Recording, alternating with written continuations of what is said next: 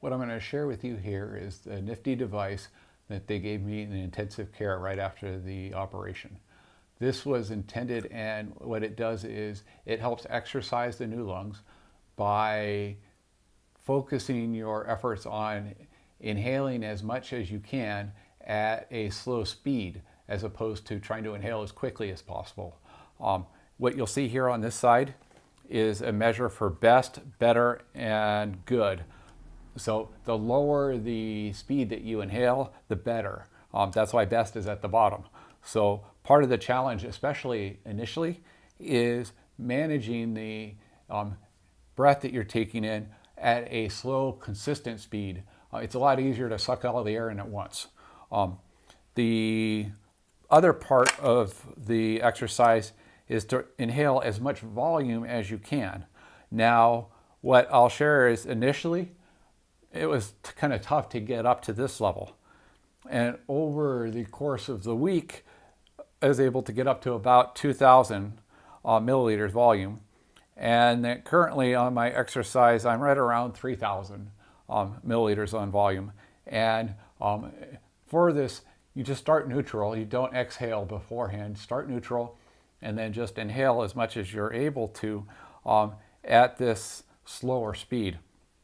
Now, you might ask, well, okay, how does that do that much good versus, say, just walking or versus just trying to take some deep breaths? What I feel like it really did was it helped expand the lungs in a very kind of deliberate way to where that space between the lungs and the cavity where that saline solution was able to get the lungs to expand and eliminate that saline solution. I mentioned in one of the earlier segments, initially after the transplant, you have 4 chest tubes that are there to help drain all this solution, 2 on the left side, 2 on the right side. So the faster you're able to get rid of all that extra saline solution, the quicker you're able to get rid of those chest tubes. And trust me, you want to get rid of the chest tubes as quickly as you can. You also want to reactivate, reinflate those lungs as quickly as you can. They'll work better and they'll be much less likely to get infected if you can get them re-energized and inflated and working to their fullest extent as quickly as possible. So the recommendation that they shared with me is once an hour to go through and do 10 of these different inhalations. And when I was exercising, I'd take that hour off.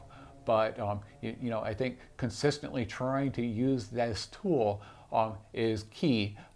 I have not continued to do that at the same rate over the last 7 weeks, but every day I try to get on 2 or 3 times and use it, and I feel like it's been really helpful. I feel like it's gotten my lung capacity up much quicker than it would have otherwise. My pulmonary function test results have come in spectacularly well. I've been very pleased with those, I think in part due to the exercise, the walking, but also because of the deliberate work with this tool to help reactivate the lungs.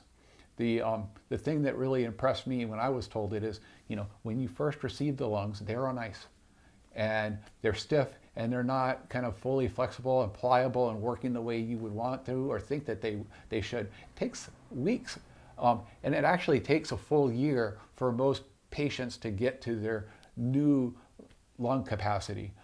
That ramp up happens, a lot of it in the first initial window, but it can take the full year before the lung capacity kind of levels off. And something like using this inhaler can get you to that point where you're hitting close to that plateau much quicker, I think. So it's one of the things you can do a lot about, and a great tool.